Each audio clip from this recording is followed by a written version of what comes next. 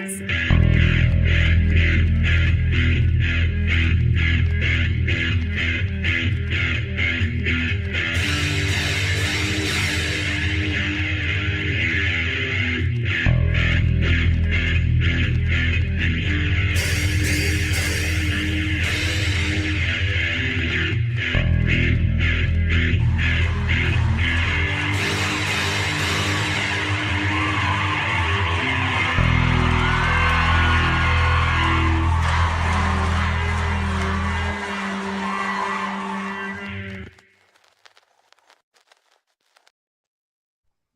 Hello and welcome to T.T.V Presents. It is not Reality Bites, it's the Vampire Lestat. I'm your host, Jamie, and with me are David, Christy, and Brian, and we are here to cover all things this week of the Vampire Lestat, episode 2, titled Toledo, featuring the song, Why Do I Have to Feel? But before we do that, let's check in with our panel and see what their thoughts are on this week's episode. Guys? Didn't think it was possible, but I think episode 2 was better than episode 1 in a lot of ways. Okay. All right. So elaborate. I look, when Louis showed up, it was like it was in a movie theater and gonna cheer. It was like I just think there were lots of reveals and lots of interesting stuff going on. So where the first episode was all about the feel of the season, this seems like we really get into the meat of what's going on. But they carried enough of the feeling from the first season that I really thought it worked. Yeah. Okay. Christy, Brian. Christy, you go next. No, I'll go last. Go ahead, Brian. Okay. I thought that these episodes are packing a lot of stuff. I thought that maybe this was just going to be an entire flashback episode at first, and then it shifts and we get some of the present. It packed a lot of stuff in, and there was good humor. There was humor in the bus. I like that. Seeing the different relationship dynamic of this Lestat and this Louis told from Lestat's point of view was interesting. I don't disagree with how David may have felt about it. It lost a little steam for me because I enjoyed so much the pace, but I think it was unrealistic for us to expect the show to keep at that pace. So it wasn't as good to me. And my only complaint really with it was it just seemed like the ending was really abrupt in this episode. Like where they chose to end, it just sort of ended and it cut to, and I was like, that's a weird place to end. But I enjoyed it, and this is the episode that made me want to say, Christy, I want you to cook and tell us. This dives into more of what the meat of that book is that I've forgotten, and I know some of it's probably been changed, but was this satisfying to you as our resident Anne Ross expert? Well, okay, that's what I want to touch on. Okay, so I don't think it's unrealistic if they could have kept the pace of the first episode throughout the season. We would be exhausted because that first episode, it wasn't until my fourth viewing that I finally felt like I was catching all the things because it was moving so fast. So I was glad this one slowed down just a little bit because now we're kind of more centered on not what's going on right now, but like now we're seeing his connections with the actual people, right? So I like that part. Yes. Now, as far as the story and the flashbacks, so in the book, The Vampire Lestat, I feel like about half of the book is simply him growing up and how he becomes the vampire. Like all the thing, him in current time remembering his youth and how he became to be a vampire. And or maybe it was like a third of the book, but it was a bigger part. More in the past, more in the past. And so they kept it that he was the seventh son of a minor marquis, though he had only brothers. So that was correct. That was the same. His mom, I think they've done a really good job with her. But okay, so they moved really quick, and there was a bunch of things they didn't touch on that I think are consequential to the person that he was before he became a vampire. Okay, like the little wolf scene was not very big, but that's a huge part of him. Well, yeah, he only mentions that he killed the pack of wolves about 800 times. So yeah, yes. and then what we see is just like it's like what's going to happen and then the aftermath. So what I'm hoping, I hope that's not it. I hope we only got the parts of his past that pertain to how Gabriella made an impact on him to kind of show their relationship, because it's kind of her remembering as well. Excuse me. Yeah. Yeah. So it left me a little bit like that can't be it. That can't be it. But I think the adversarial, the way Gabriella feels about her life, right? She's back in those days didn't have very many rights, right? And she's the daughter of a noble family from Milan. They marry into this noble family. Her family still had money. His family really didn't. So she was kind of the influx of cash into the Lioncourt family. And so, but he treated her horribly, as we saw, right? Yes. And like the only 3 children grow to adulthood, and 2 of them are exactly like the husband, who's horrible to her. She does not like these people. It was, marriage of a business. And Lestat was the only one that kind of understood what she was, they kind of had this connection. Yeah. They have the same human connection. But I will say this, and I don't know that we got this, but I think Gabrielle doesn't really give a shit about him either. Do you know what I mean? I think so too. And I Gabrielle, Mom Gabrielle, or Gabrielle Vampire Gabrielle, or both? Both. I think kind of both. I think both. Kind of okay. Let's get into that, because we're gonna break this episode down into a little more into him. Yes. But we'll get into that, but I want to break this episode down into 2 halves, because that's just the most logical thing to do in the way that this episode was written. Backstory, current story. Exactly. So it's the 2 parts. Let's start with the first, which is the first failure, his family. So Lestat has 5 dead siblings. There's the young Lestat at the table. He did, in fact, as it turns out, have a stutter as a child.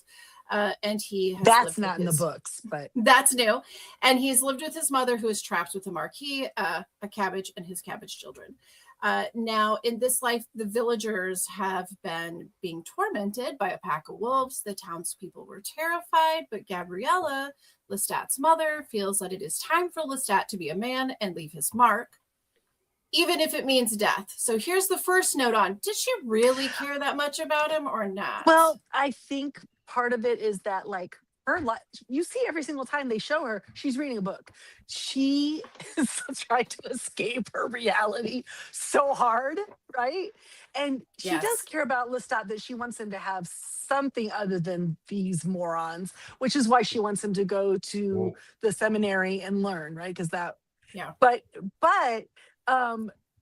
she's trying to challenge them, and I think in that way of telling them just be men. Well, she knows Lestat's going to take her up on that, but she's also calling the rest of them out as not being so. Like using him as an example. I mean, there's a reason why they're kind of in decline. His dad sucks. Yeah, they're not great people, but she sends him, quite literally. She sends him, throws him to the wolves. Where after having to experience the trauma of having both his dog and his horse ripped apart by the pack, he can them. The townspeople rejoice, and then there's comfort in his mother's hands, maybe a little bit too much comfort. She tells her fantasy. Yes, shares with him her dreams of another life. So that was a little uncomfortable to watch. Her kind of glory hole dreams.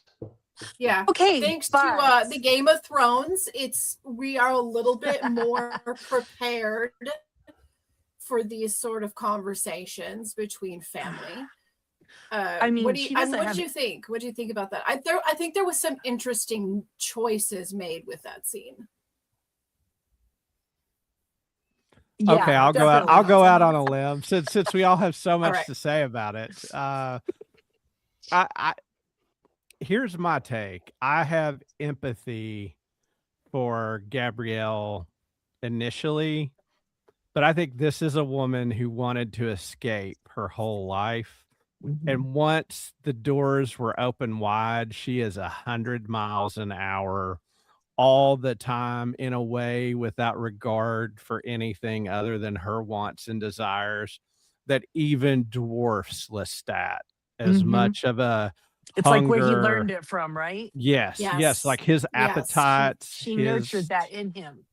Yes, like you see where he gets that. She is a woman that is id all the time. Except she is, but she's a caged id, right? So her life has made her, so I think it's made her id more, right? Because she's so caged in the time, right? The rights that women had in her marriage, and the fact that she's just only there to just spit out babies for this man, right? Yes. But my only thought is that if she were Amish, that would be one hell of a Rumspringa to like tell her to be like, hey, go out and see if you like it in the world for a year. It's like, okay, Mom and Pa, I'll never see you again. And he even says that his mother paid a nursemaid or one of the midwives to nick her womb so she would never get pregnant again. That's pretty drastic. And they're like, I mean, low key though, kind of awesome. Like that, like yeah. And also because like they're a Catholic family, which is probably honestly why she's not like unliving herself, right? Yeah. During that time period. That would have been because she really is at that level of misery. She wants to escape, even if it means touching her little boy a little bit to like, don't touch him like that, you know? No, and she can live through him, right? So when he runs off with the acting troupe, she's like, that's fantastic. And that's when she says to have a moment of something other than this. Yes. Well, if she wanted so badly out, and I agree with you, she did, and if she would have perhaps unalived herself if she had that opportunity and wasn't raised with a Catholic dogma, do you think maybe that's why she sent him to the wolves, was not because she didn't care about him, but because she didn't want him to live the tormented life that she was living? What? Because she, at that point, she knows she's dying, right? She's got the consumption, right? And she's not gonna be there for him anymore. Either he's going to be victorious, in which case it's going to change his life and maybe get him away from Dad, or he's going to die, in which case she'll see him because she knows she's dying. She tells him so. Yes. Now after can I ask a quick question? Yes. Because before I forget, when the wolf attacks him, like, is that a regular wolf, or would that be a spoiler if we went? Oh down no, they're that just regular wolves. Okay, there's nothing like, super now. I thought that was like a very scary, extra kind of scary looking wolf. In the book, I'm hoping that what we got was like Gabriella kind of remembering, and that wasn't truly Lestat's memory, because it really makes him who he is. Like he finds his courage that day and like becomes like he starts leaving his own height. It explains a big thing that wasn't there in Interview with the Vampire. Like when we see him in this show, he has scars on his body. Yes. He's been through it. And it's like, oh, okay, now we know where some of these scars come from. He has literally he has fought for his life before. Right? This is a show that does not shy away from epic fights. So you can bet at some point. I hope so, because it's I quite can't dramatic. believe it's like, the producers who gave us the hallway fight with the tooth guys. Right. It's like on a mountainside. The tooth team, yeah. He's got his two mastiff dogs and his horse, and he's like, and then they and it's quite a good part of the book, actually. It's really good. And then his mother, they take the wolf pelts, and his mother has the red velvet cape made that's lined with the fur that he wears all the time after that. It's his mark after it's his little Red Riding Hood. Yes. Okay, so we follow this family over many years, and every scene is conducted around the same dinner table. Each scene, the family becomes more wore down and uglier and sadder and a little bit more cruel. And it isn't until like facial like pox and stuff. Dad looked at one point a little syphilitic, didn't he? Oh, they looked pretty grody. And then it wasn't until Lestat manages his kill that he's able to step away from the toxicity of that table and the sickness that surrounds it. Because he won the folk people, the little folk, right? Because he had the people behind him. So then we So at one point after leaving home, he is turned, which we'll get that story down the road. I think I saw spoilers for next week. Possibly a little bit of spoilers in there. Yeah. And then when he comes home to seeing his dying mother, Gabriella, he turns her as well. And so we see all of this in a flashback after a night of hunting and flying and feeding and he and Gabriella are wrapped in each other's company and they reminisce about the past while Lestat performs his Baldier, and it is a memory of her rebirth, and the family faded, much like the pack of wolves, to a very violent death, as we see. Deserved, right? Just wipe it out. Yeah, didn't feel bad about it at all. So actually, that doesn't happen in the book either. In the book, the family basically dies during the French Revolution, except for his dad. Somebody is able to keep his dad safe, and it's his dad that he takes to New Orleans with him, and it's why he needs Louis' estate so that he has a fine place to put his dad where he can keep him until until he passes naturally. But his dad's blind at that point and doesn't recognize that he's a vampire, which is pretty great. I do recall that. Yeah, I do remember a lot of that part of the book. I do kind of like this better because it's like it's just the vengeance, it's the vengeance of it all. I mean, for her, yeah, I wish he would not have continued with that, only because I think it'll mess him up later. Yeah. Anyway, is there any other things like when specifically to pertaining to the family or the scenes with the family? Is there anything else that we want to cover? More that like at this point he's called her and she's come to him, but he does say that he has only seen her twice in the last 100 years, in the last century. Yes. So they don't see each other very often. Gabriella, she will comb her hair and get pretty for him, right? Because that's how she knows he likes to see her. But usually she's like all grody and gross in some jungle, like she's like old and witchy, really.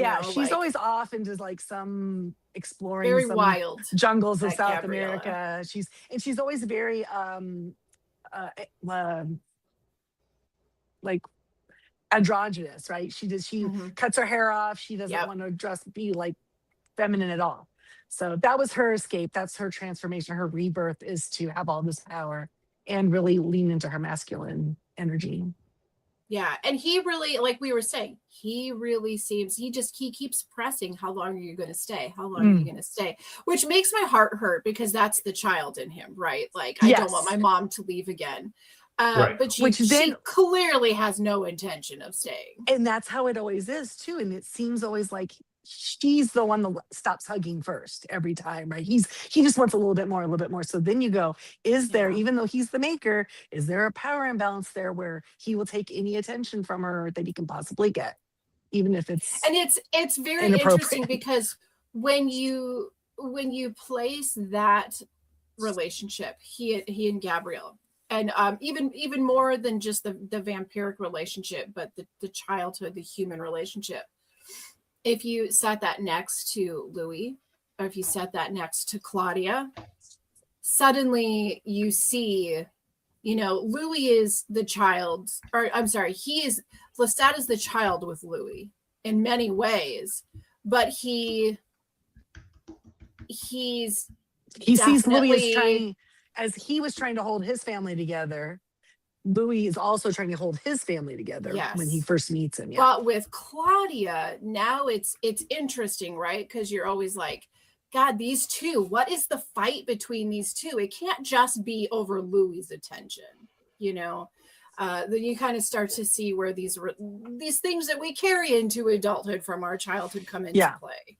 I think you see the whole in Lestat through her, and if you recontextualize the last two seasons of this show, even from Louis' point of view of Lestat being like needy and wanting to hang on to him, but then, protecting himself in mean, unfair ways, you can translate a straight line from his mom to that behavior. And can I just say that since we're talking about rock and roll, man, if there was ever a Jim Morrison episode, Mother, I want to you, and Father, I want to kill you. Yeah. Wow. Like, okay. Yes, This very, is- very much so. Definitely. Now, I have one more question when it comes to the Gabriella, the scene where they are hunting the businessmen and they're down to the last man standing, and they're watching the last man standing, and he comes out of the hotel room and he's on the phone and he has a child, and there's something that happens on the faces of Gabrielle and Lestat, and I want to talk about that. What did you see there? Because I felt like I saw hesitation with Lestat. But I mean, maybe I want to see the hesitation. But what are you guys' thoughts? I thought he delayed to let him finish the conversation with the kid, but they were having dinner. Yeah. Okay. They'd already decided he was a piece of garbage. I don't think so. I think that the idea that what he says later to the band, I think that he is on a path to try to be more ethical in what he does. I see real like moral dilemma in him. I see her being like, "What are we waiting for? Let's go do this." Like well, I see a difference between the two of them and how they dealt with it. Literally, she was licking her chops. Yes, like but why? Bad Wolf herself. So. But what did she see? A meal. No, she saw entrapment. Yeah, a husband. She saw these powerful, rich men partying and doing things that the poor don't get away with, and then they're going and they're just and so she just I think she kind of thought like for her men are kind of cleansing. Gross. Yeah, it was a little too. It was like a flashback for her. She was like, okay, they're gonna die, and she probably thought she was doing a favor for the wife and daughter. So when he's on the phone, that's she's true. Like, of course you have a kid. Of course they're at home waiting for you. Of course, it just probably just verified everything for her, Yeah, you make a really good point with that. It is the idea of like, of course you have all of these things. So okay, now I also think, but one more point on that. I think Lestat with the band is spending a lot more time with humans now, and she's full vampire. She sees food. She doesn't see a person with needs and desires. She didn't care. He now sees people as having value beyond. But they do. Everybody. Okay, most of the vampires do have a certain hunt, whatever that thing is that they hunt. Mm-hmm. And her thing is always to hunt those who take advantage of, lesser than. So, I mean, yes, indiscriminately, but she's not picking sweet little, Sally Joe's walking down the street. She's not picking her. She's looking for somebody who she feels, because then she gets that thrill out of it of like, she's the Dexter. She's picking out Dextering. Yes, and Lestat is absolutely the same way. His favorite meal is someone who's a murderer. If he can find the murderers, because he can read their minds, so there's no doubt he knows what they did, and he just wants to keep them from hurting anybody else. He's gonna just take them out, taking out. We call that taking out the trash. That is taking out the trash. So now on the flip side of all of this, but maybe kind of a mirror intentionally of this episode, we cut to Lestat on the bus, and his band is in shock and realization that Lestat is a vampire, and also Daniel. One thing I wanted to say from the very beginning there. So Lestat is just waking up. It's barely dusk. Yep. You see that it's fair. But did you see who was in the back? Daniel. Taking a shower? Daniel. So Lestat is notoriously has strong blood, but he usually gets up before others. But Daniel was up before him. I did clock that, and I was like, I think doing a little day walking, like his well, Armand's blood maybe gives him the day walking. I think they might be dropping those hints so that we're going to see something really crazy out of Daniel some way. Because he said he didn't have any of the gifts. He said he hadn't done the fire gift or the nothing. Right. Anyway, he's got something. Yeah, but Daniel may be the least reliable narrator. As it turns out. It was the drugs, man. I've never seen somebody so happy to be a vampire. So with this band, old man was about to die. Come on, I would be too. The band is like, the band's low key freaking out, like, right? As any humans are going to. They've been living with a vampire this whole time. I feel like Larry might be okay with it though. I really, really liked the way that the chaos on the bus was being handled and the over talking that was happening, because it was very similar to that dinner table with his family. Except And you for can in tell this right here, situation, and you can tell exactly who knew and who did not know. yes, the chattering, but it's the chaos and the eye contact, the facial expressions. There's so many things that were happening that was just like his family's dinner table. And then it's this realization that here's Lestat, but he's not stuck in a stutter anymore. He says he's loud, and he lays it all out, right? Like he's in control of this chaos and this conversation. And he starts with the no vampire was born a vampire. Yeah, after very all, logical, right? Yeah, like we were humans too. But then he performs his mind reading for them to like really prove the point. And it's clear that there is going to be special handling of Alex. Well, okay, so a couple of things there. First of all, wouldn't you everyone just be like losing their shit when you realize not only that he is a vampire, but you would be He's known every shitty thing you thought about him for the last 2 years. You know what? He hasn't killed me, and we're still friends. So maybe he's okay. But don't you think what I thought was great about this is at the time they're having this conversation, they have seen what he did in the hallway, and they saw him fly. Yeah, so it's like, when you come down from that, like the world's already shifted beneath your feet a little bit. It's a little easier to hear this other stuff when you watch the dude bust through a pane of glass at the top of a hotel and fly away. But the very funny thing is that like they show Salamander reading the book, and he's asking all the, do you have the fire gift? When was the last time you saw Armand or something? Give the fire gift, and he ignites the book, which I love. Right. But he's so, and Salamander's been working on that book for a long time. I'm just saying. But he, poor guy, he's not very smart. But he seems to be kind of an Armand fan. Did he not? Yes. And it was like, disgusting. Was down like, I don't sleep with the band, and he's like, can you just give me Armand's number because I can't check that out. That was funny. Alex is the straight edge, the vegan, the good boy, maybe a little martyr complex. A little bit. But he's the one that has the most talent, right? Yeah. I do like that he's gonna have to come to terms with a few things. It's not just a simple. I think it would have been if everybody in the band was just simply like, oh, okay, cool.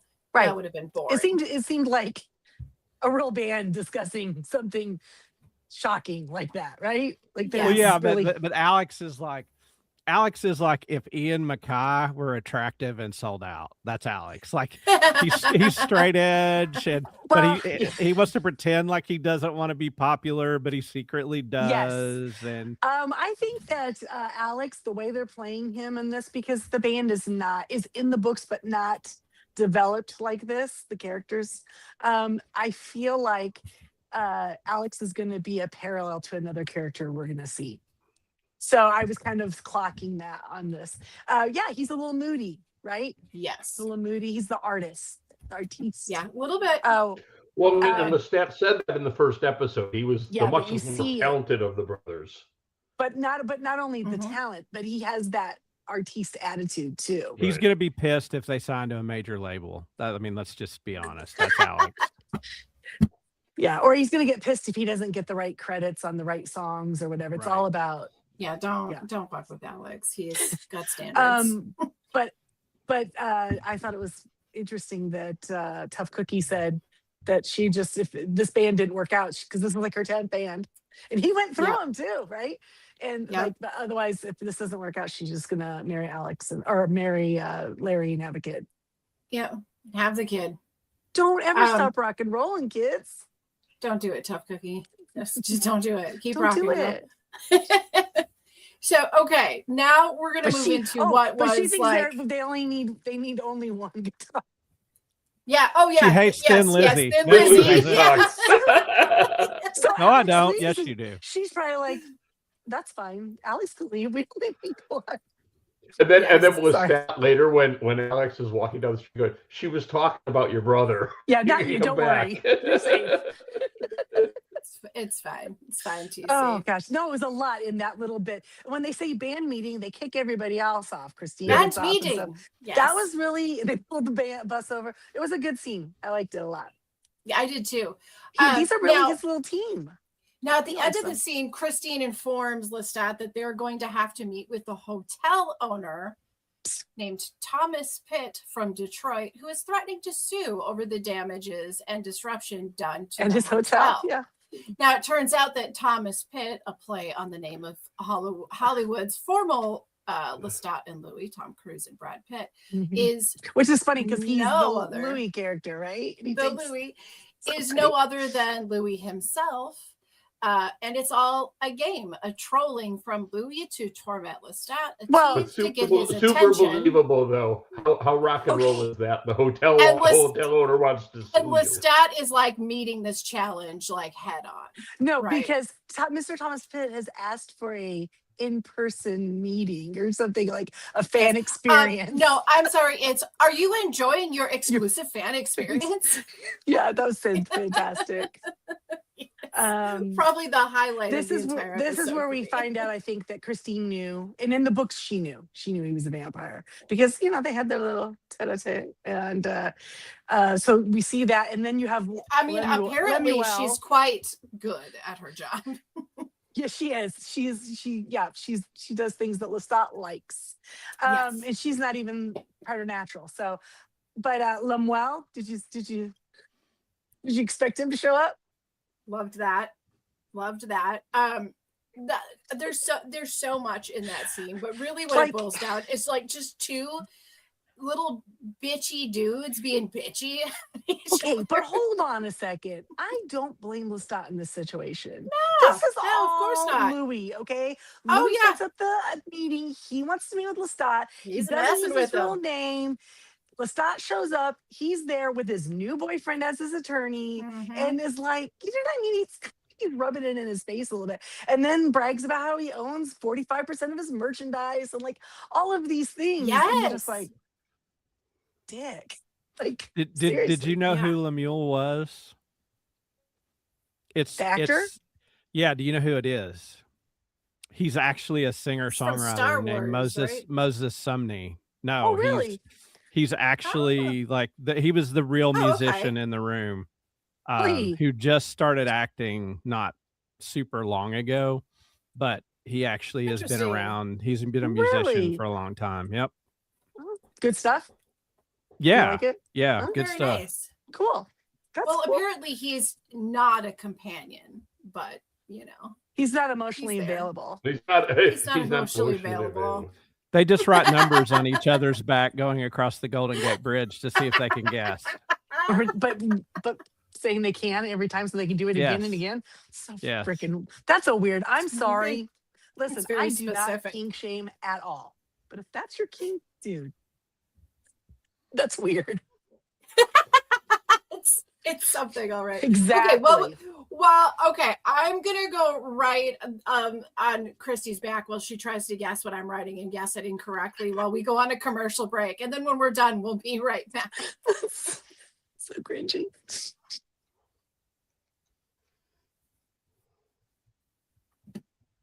Okay, we're back. Christy, did you guess what letter was it? F and U? Girl. I thought it was V and L. Oh, V&L, yeah. Shoot. Dang. Wrong again. Let's do it again. Do it again. Do over. Okay, so in the following scene, Lestat performs. Both Gabriella and Louis are in the audience while Daniel gets his shot. Lestat is performing Why Do I Have to Feel, when suddenly the crowd goes quiet and in slow motion, and Lestat, much as if ripped from a missing scene of Velvet Goldmine, floats to Louis and in his serenade hands Louis his edit of Interview. Oh, but it's the best. He says, I wanted to write you the prettiest song, the prettiest song in the world. But then he said, but I got This got distracted. in the way. I got distracted. He hands it to him, and I didn't. Yes. And that's his copy that's all written in. Yep. It's annotated. So as hell. It's dog-eared. There's notes, highlighted. It's got highlights. Never gone through it a couple fucking times. happened. Yeah. Never. Also, like, what the song? What did you think of the song? I like it. It hasn't like dropped it. yet. I think it'll come out tomorrow. I It's think really it's good, like not it. great. But It's good, Yeah. not great. To me, it's a little emotionally overwrought. It's a little Meatloaf for me. A Is little there you it go. Little Meatloaf? Jim Steinman is what I was going Little exactly smushy? there, Brian. Yeah. Yeah. Okay, I well, don't know I what it reminds me really of, but it sounds a little 60s to me or something. yes, but that is the point that I Um, was going to say. It's like when I'm talking about like Velvet Goldmine, which happens to be one of my very favorite Yeah. films, but is also why I really enjoyed this song because it feels like it fits into that. There's some glam undertones to it. It is a little over the top emotionally, but then and But we've if all it had felt not like that, right? We've all Yes. felt that. That's But the if it- specific thing. Yeah. and maybe it would be a little bit too much if not for Chrissy, what you pointed out, like I was gonna do all of these things for you, but nope. And we saw that Screw you. literally in episode 1. He's writing the song on the piano. He's Yes, he's it playing was it very for him. nice. It was a He nice didn't know song. about the book yet. They're talking. He's like, "Why don't you come visit me? I have my spare guest Hey, room, boo. and I need some Hey, boo. painting, and you can help me." And then all of a sudden, he starts seeing on his phone this book, and he's like, excuse me." So he's trying to find it down. But They would don't be back forget, together. but don't forget, Louis did him the ultimate dirty in that scene when Lestat starts playing the song for him, and he goes, Oh, "It's it's fine. nice. It's nice. It's fine. It's nice." It's nice. Nice is a nice, nice word. It's nice. They did exactly what I intended to say. Why is like, so we're seeing this relationship, the way they interact through Lestat's eyes now, and it just really, I mean, we saw it kind of through his depression, Louis' depression in the first season, but he really is a withholding motherfucker, and Yes. really Oh, he's got a little bit of a mean streak that we didn't see in the he first and two like seasons. uses it his affection as like a weapon. Like he withholds it to that's why he can't give him words of praise. Like that's why I don't know, Louis. He's kind of petty. Louis is like an extremely lovable version of what his brothers were in a lot of ways. Do you know what I thought watching this episode? Is I thought they flipped the dynamic that although it's modern times, in this version, Louis is the aristocrat. Like he's the sophisticated There you magnet go. with In rich, all control. these businesses, Because and his family's money he had to do something to save the family fortune because his dad had not been a good businessman. So Right. assuming that he continued to build that up and then into his vampire career, and then just keeps like leaving it to his new alias, whatever, as this is all the money he's made himself. He is the businessman. but it right? flips the dynamic of the first two seasons. Lestat was the cultured, refined Lestat- violin Right. player, and Yes. Yeah. He's- At least he's from still the perspective aristocrat, that yeah. Louis gave us, it He's was still like playing the violin. Yeah. But Yeah, it's he is. but it's interesting though, because from Louis' perspective in interview, the first half of his story, we have Lestat on a pedestal. And he still is on that pedestal, though it's rocky. So weird though, honestly, to But think now that it's Armand like didn't take that flipping. shine off of Lestat, even in Yeah. his recollections, right? That he was Yes. on a pedestal. It's weird. But now from Lestat's point of view, it's interesting because Lestat doesn't necessarily recognize the pedestal that Louis had him on. You know, and that's the part that I think is the most interesting, because the Lestat that Louis tells us about would definitely recognize he was on that damn pedestal. And this Lestat is a little bit more like, well, what the fuck about me? Like, but isn't that kind of true to life? Like, aren't we all to ourselves that insecure on the inside? Not insecure, but we have our doubts, right? Even though on the outside, the perception might be that we don't and that we're very confident.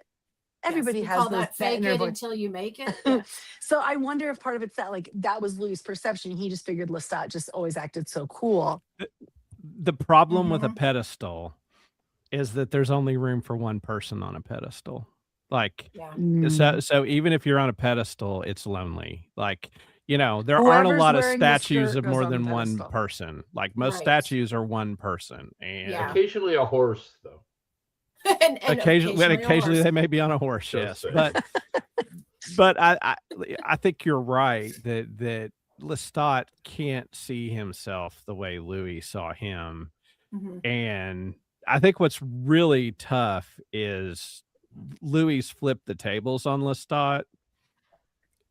And now Lestat is mad because when he had the power and he didn't treat Louis the way Louis is treating him now. But did he really ever have that power, or is it just how Louis remembered it? Right? Well, So, I are think they that's a really good that much question. different now, or are we just seeing the difference between how they perceive themselves and the other? Right? I think Yeah. it's you're always the hero of your own story, right? Because Lestat's how many years old, Christy? Help me. What, 250 Yeah. something? I'm saying you're probably not changing a lot personality-wise at that point. Yeah. You are who you are for the most part. Yeah, Yeah. I would think. Yeah. So, And so he was that's why I 30 think when maybe. he was turned, so he was definitely an adult at that time. So it wasn't Yeah, like they made I him think what we're- older in this. So. Yeah, I think what we're seeing is the conflict between how each of them perceives the other one and how they perceive themselves. See, my husband said, Which I hope is right, because it's a hell of a lot more interesting. is this Oh, season definitely. just them rehashing? Are they like getting divorced? What is happening? Well, Well, kind of. it was just like a divorce case. Yeah. That's Yeah, what I was said, cool yeah. about I it. go, and I just said, like, it's just showing that, like, no matter whether you are mortal or immortal, you probably still have the same issues you had, and you still got to deal with them. Yeah, as long as you're living the life amongst humans. I mean, this is society, right? This is and what you in deal this with. story, I don't remember if in the books, but in this story, Louis doesn't seem to know who Gabriella is. No, He didn't seem to recognize her. So, or as Well, they like to call her, a Sophie. they thought Lestat that, only saw her 2 times in the last century, so it's Right. possible. it's possible. I mean, yeah, that it just didn't sync up. But they thought that Lestat was the one that was withholding all the information, that he had this fount of knowledge, which we'll find out he did. But he didn't tell them anything because, again, he'd had all of these failures in Europe. Mhm. And he was like, I'm going to the New World and I'm starting over, kind of thing. Yes. So he didn't tell Louis a lot of things. So I really This is I my like that mom. you said that about the starting over of all of it too, because now it's like you're backpedaling to the point of when he first shows up, when we first see him in New Orleans, and how he presents himself, and that idea of like leaving your baggage behind and then being whoever you want in your move, and who you want other people to see you as, and without those people who knew the old you. Yeah, being had already conflict judged it, you, already labeled Yeah. you, the brat. Yeah, and kind of prince. just becoming who it is you want to become. That's And honestly, just getting away from crazy Armand. Honestly, just getting away. So, okay. Now, the following scene, well, I guess not the following scene, but the following part of the story is Louis and Danielle having dinner. And then Danielle speaks of understanding the loneliness of a vampire's life for the first time.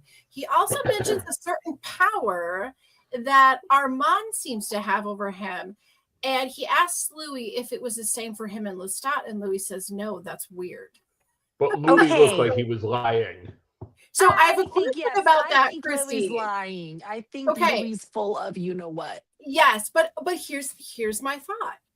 Yes, he is lying? Yes or no? That's part of it. But my Or other he knows question what on Armand's it, doing to him because Armand did that that's to the him. point. He knew what he's talking about. Either that's how it is for him and Lestat, Yes. or he knows Armand's doing something to him. Yes, but he knows. He's that's got, the point. Yeah. That's weird.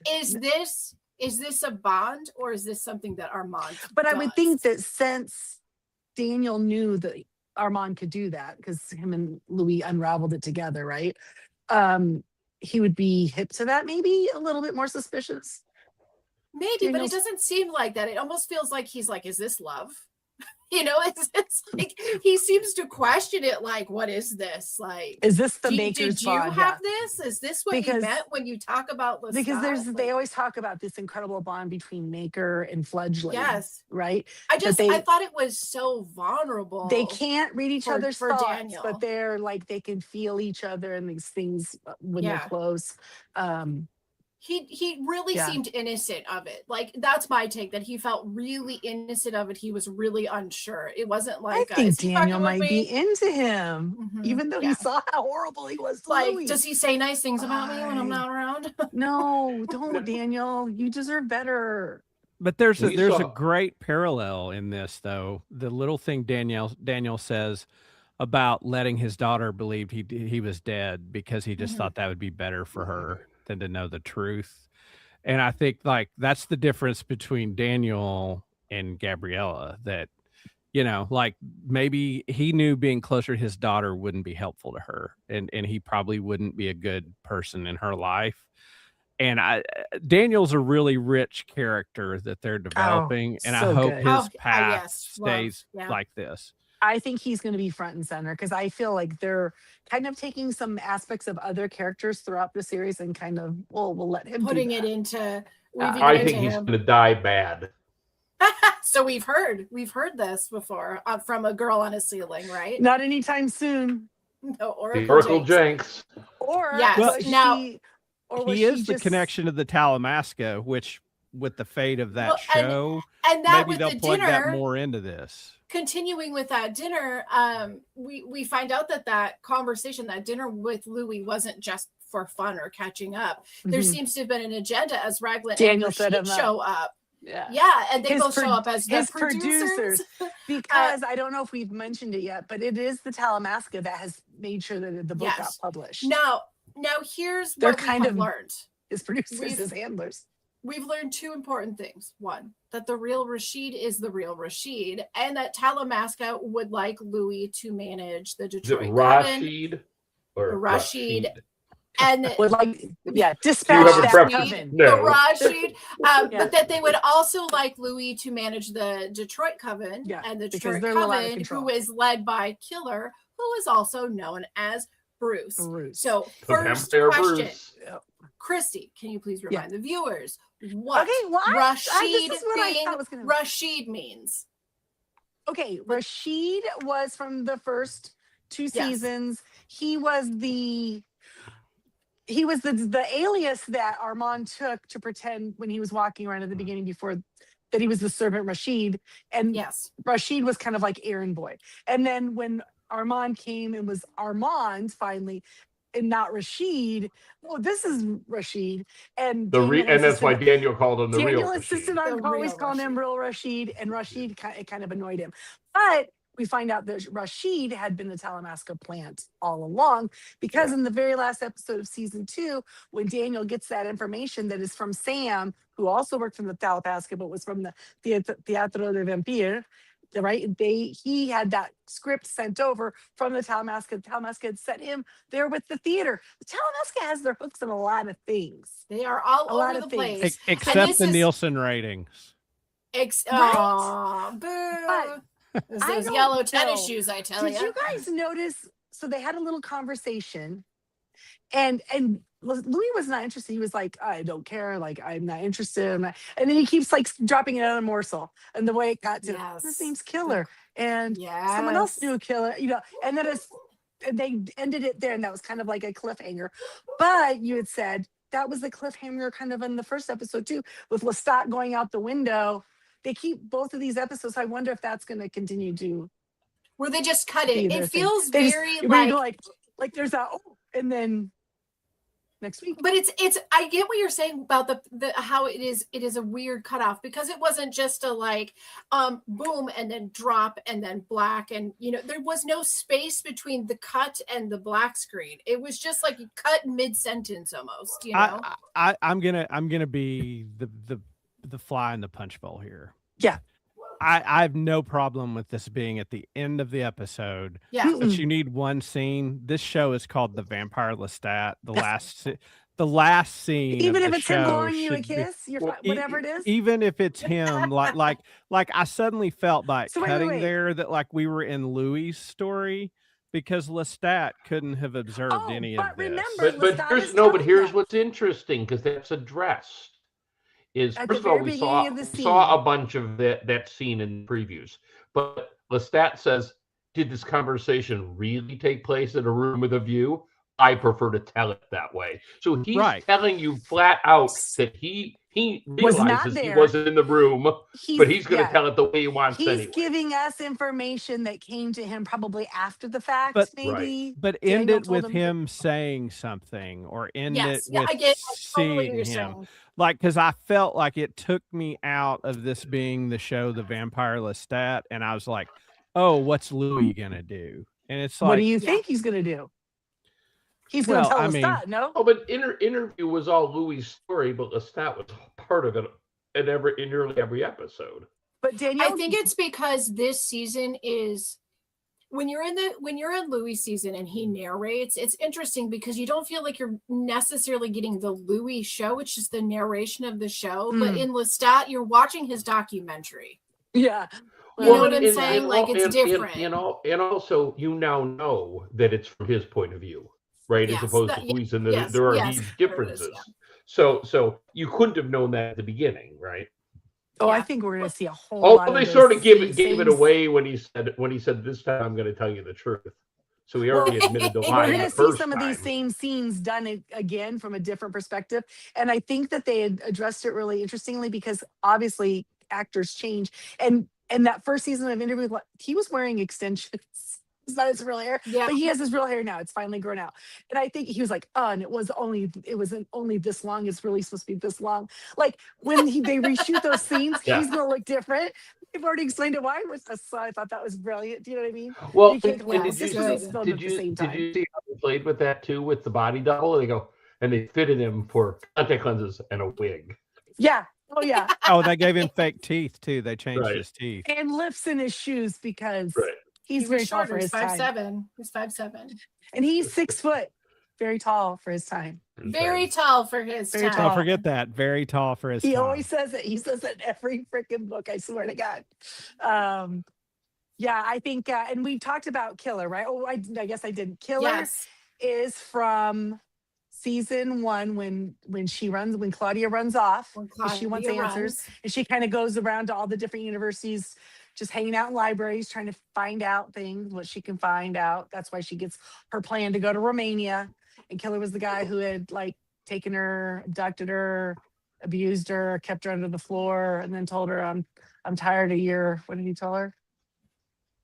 I'm tired of your frowny smile or something. I'm tired of your face. And like just took off one day, but didn't kill her. And she couldn't figure out like why Hate he your broke face, her. bitch. Well, And and off he then went. He broke her. and then he was the basis for their lie that they told the theater troupe. Yes. And Right. they said they were created by the vampire Bruce. Bruce. Because remember who- Santiago going, who came from so Copenhagen. tell me about your creator, the vampire Bruce. Yes. And that was really the reason why I thought that Santiago might not have died last season, that maybe they wouldn't have killed him. Because Santiago, they also said that his maker was in tour in the vampire in the theater. And that his Santiago, vampire I come understand. he had come from Copenhagen. So everyone was like, oh my God, is Bruce? And is that going to be Santiago's maker? Oh my gosh. But I guess not. Santiago's gone. Ah, Santiago. What could have been? Okay, we but could you have know saw who's him not again. good? The DJ. Now, Oh, and they call also him, Bruce. They call Bruce Killer, right? Right. And Is then that why Baby Jack has Jinx- kill her on the back of her neck? Who? No, it said Jinx. killer. It said killer. It looks Baby like it Jinx said kill her. in the book. No, it was killer. And Baby Jinx, she is with Killer in the book. Yeah, that's who she's. Mhm. So Getting I married. That's who think she's that it's gonna, marrying. like they said, where they're prophesizing another red wedding, and I think that she's supposed to be marrying Bruce. That's what I think's gonna Okay, happen. so hold on. She's gonna be hold on, there. Hold on. If she is supposed to be marrying Bruce, now is she marrying or is she getting turned? I think both. Maybe both. Like that's the marriage, right? Maybe Turning both. her. Okay. Is this the Now- red wedding you've been waiting on, Christy? Yeah, It's this the might be a real good one. red wedding. Now, I They're gonna have be- one more thought on this episode, or one more conversation piece for this episode, and that is when Louis is talking about seeing Claudia's ghost. Yeah. This is That something that is happens in the so books. sad. He is kind of haunted by her, Yeah. right? He feels like he let her down, and I feel like that's way the they're- constant. That's like the constant pain of the series with Louis. Really, I mean, it's he has the regret. because- He knows he didn't yeah. love her the way he was supposed to, and didn't treat her. And like she said, you always choose somebody else, and he knows he did. Mhm, But mhm. but like he had to be true to himself too. But he And still has she- that guilt. It was an interesting relationship they had because, yes, in many ways she was his child, but really she kind of took the replacement of his sister. Yes, She was his voice of reason. and she looked after him after him and Lestat had that fight. yeah. Right? Yeah, so it's not only a regret for all that happened to Claudia and the pain that he feels with that. It will be interesting to get some of that story more sorted out if we do. Well, by the But- end of season 2, we saw Yeah, it was not Lestat. Louis Right. demanded. He was dragging her dying body across the floor, begging Lestat to change Mhm. her. yes. And then knowing was how him. the relationship. No, with he his even sister tried to change her and- himself, Yeah. didn't he? And he It's- couldn't do it it's- because It's you know how. it's his fault. I mean, all of Mhm. her sadness, all of her Mm-hmm. the tragedy that is Claudia is all Louis' fault. He knows it. So But yeah, see, he continues to be like There's so haunted by much her. there. There's so much there that's connected with like the haunting that he has of her, but then also previously before here, his human sister, his human brother, Mhm. that relationship, his part in it, I and his mean- brother's death. That's the loneliness of the vampire, right? Because just for in your regular human life, as you get older, the more and more the people that you loved and relied on start to pass the older you get. And for a vampire, once you turned, I mean, those people are long gone, and Yep, you don't a really memory, yeah. you don't really have any. You don't have that tether, right? And I think for Yes. Lestat and Gabriella, they have that. Which at is least the- unique in that world. Very unique. Well, very unique. Lestat has it. Whether she cares remains to be seen. No, I think she has it too. I think that helps ground you to, do you know what I mean? Kind of like ground I just your- don't think. I think that she has To it, the- but I don't think that she has the need of it. she the doesn't way need it to that be Lestat charged does. as often as he needs his to be charged.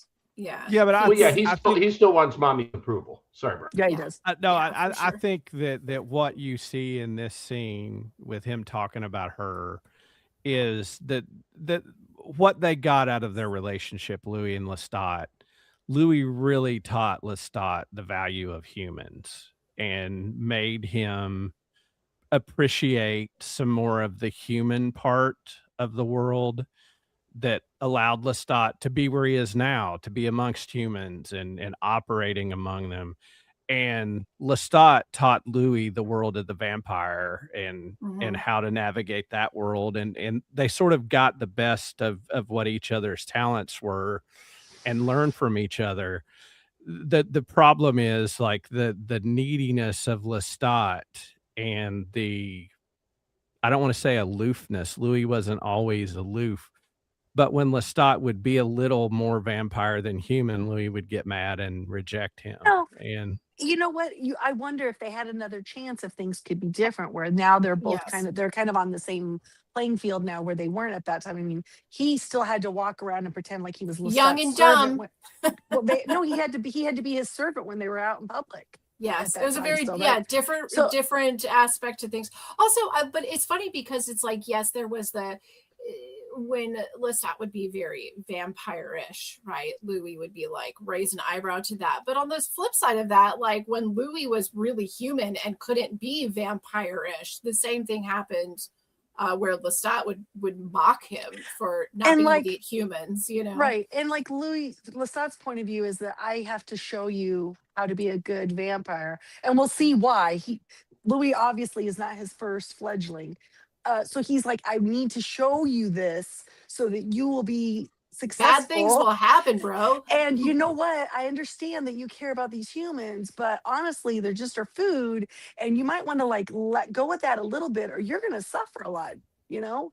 Yeah. And he it's gonna be a does. He's hard like, life. come on. Yeah. So you don't have to live, dude. Don't beat yourself up. You are, that's your instinct. It's who you are. It's nature. But he doesn't. Yes, and it is. So- it all so falls what I'm back into the getting- nature. What I get from this conversation, any vampires out there listening, do not turn Christy. She will be ruthless. She will be like, no, she will be like, you are my food. Vicious. Maybe that's what they're looking for. Maybe they need some vicious legend. No, I would just only, oh my gosh. I know where I would go. I know a city in the United States where I would go and feast. She would be feasted. There Okay. would be a couple of red things there.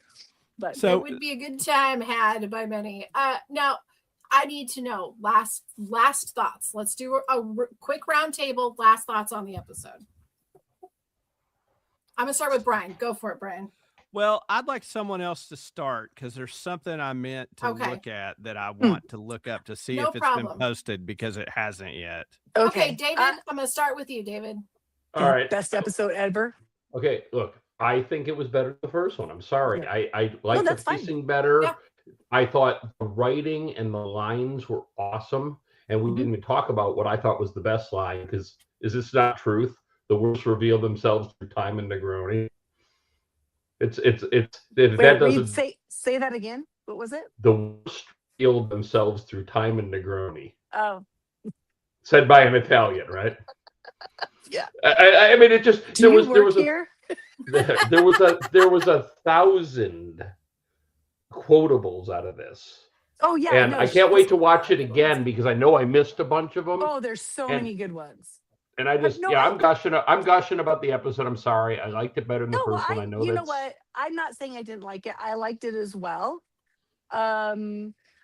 There's some things that I'm kind of like felt lacking on, and I'm thinking like, well, maybe they'll come back to that, and maybe that'll be a fever dream later. Of course, you have much more knowledge than I do, right? 'Cause, And so like I hope we don't. I I hope I we sent both an come email back to and we don't miss out on them. So I sent a text to Christy in the middle of watching it, and I Oh. said, I feel so bad for you because you know this stuff is coming. What's a big reveal for me? You're like, knew that was well, coming. no, and I told him maybe, and that was because I already knew they had cut a bunch out of his childhood, and I'm like, I have to go back to that, right? Yeah, like they talk about him But- getting on the thing and going off with the actors, and that's his first Yes. taste of the stage, Mhm. but they don't show it, but they have to show it because it's that thing where he wants to be somebody else too, you know, Mhm. and it's the And thing that here- makes him think he can run off to Paris. And here is my quibble with the episode. I don't think the concert scene was anywhere as good a quality as the first. It's like they knew they had to do it. They threw it in, but it felt like they could have done more with it. I mean, what are they gonna do? One of the songs we already heard? No, That I don't know. song No, I'm not saying had it its wasn't the place at that song. time. It wasn't the song. It was the cut. It was the whole vibe wasn't as vibrant. Mm. Well, You know, Alex it's wasn't like there, it's like so. they didn't put as much time into it. They just Missing said, a second guitar. That's because okay. we were not watching the documentary. We were not watching Oh, the show as a that's fan. true. We were watching the show as Louis. Yeah, we're getting what's happening between the concert now. I agree with that nitpick that what I think we missed was like the urgency of like the backstage and the band 'Cause getting it's ready so to go fun, on. yeah. And yes, and like we could have had a scene where like Lestat looks out and sees Louis in his seat and, you know, sort of preps the atmosphere of it. I just sort of felt like it was an insert to just show this set Mm. piece where he flies to Right. give him the book. Because not Right, only right. yes, That's exactly right. The whole scene But see- existed so he could fly up and hand him the book. Right. yes, and tell him off. But also, this is the first time Gabriella's seeing him perform. And so Yes. that's what I thought. Right. So he Like would have been vamping much harder. He would have been more dynamic. He would have Yeah. But, I don't know. Louis was there, and he's obsessed with Louis in so many ways, and Mom saw it. You know, like there's so many reasons why Mom, it did you was see me so fly at my boyfriend? yeah, that was like, pretty and cool. she's all like, okay, you know what? You're on stage and you're delicious and you're doing all of the things, but I see And the I think thing she's that's proud going of him. on He's here. doing his thing. It's, Yeah. she understands. I would say that the best performance, if we're gonna, we might not have gotten that great stage moment, but when he's performing his Baldier, like that was beautiful and Yes. emotional, and I hope that we was get that the song moment. too, the one that is Yeah. all in French. And then she says, "Oh, your father's tongue," which is not Yeah. hers because she's Italian. Yes, And yes, so, yes. so Yeah, they I thought Italy that never had a was Baudelaire. that, to me, that felt like That was the a great concert line. piece, See, you another know? great line. Yeah. Yeah, it was Well, really beautiful. the thing I wanted to look up that I did find, somebody Yes. finally posted it, that what he sings are the lyrics to the Baudelaire poem, Mhm. the Fountain of Blood is the name Mhm. of the poem. And the literal translation is, it seems to me sometimes that my blood flows in waves, like an unpredictable rhythm or sobs. I flow, I staunch myself and make myself moats to quench the thirst of my own bowels and proofs, but it spreads over the whole city in islets, transforming the grass into fertile flesh, which is kind of a dark Baudelaire poem, but Yes. but I knew somebody would come up with the actual The translation of it. But I hope they release that song as well. I hope we get two tomorrow. Oh, I do too. I thought he I sung it loved beautifully. Like Exactly. his Yes. singing was beautiful. No, the He has singing a wasn't much the better- problem with the scene. Yeah, it was so It was pretty. lacking the oomph that you wanted. I thought it was beautiful though, like how it went to like a golden light. Mm. Visually, I, it was really. I 100% get what I understand the pick at it. I totally do. But I'm also like, this is the candy I like. So I'm like, give me that lollipop. I'm going to take it. You know what? I I just hope like, after that, I just I hope love he that started so looking much. through that book, and I hope he felt bad because he knows Armand messed with his head. Yes. And honestly, yes. at this point, he should trust what Lestat's memory is better than his own. Right? You're not wrong. You're not wrong. Okay. But I think that Armand lied. Louis going to find a few lessons in life still. So, Yeah. Okay, guys, if you have been listening and you have any questions, comments, feedback, feel free to email us that feedback at tallythefeedback@yahoo.com. And you found us here on YouTube, but if you would like to listen to us via podcast, you can do so anywhere you find your favorite podcasts at the Jay and Jack Whole Enchilada feed. And speaking of Jay and Jack, we would like to thank the patrons that contribute at a certain level, and they are Eckhart Rickner, Joanne with the Plan, Maggie the Magnificent, and Ed the Creepy Poopy Head Mailman. If you would like to become a Patreon and see all of the extra things from the Jay and Jack feed, then you can go to patreon.com/Jay and Jack. Woo! Now, that brings us to the end of tonight's conversation. But you can find us next week, and we're going to be covering episode 3 titled Toronto. Got it where we go. Going to Toronto. Okay, so until then, let us follow the directive given to us by Lestat himself. We must kiss, grope, aftercare, onward. See you next week. Bye. Bye.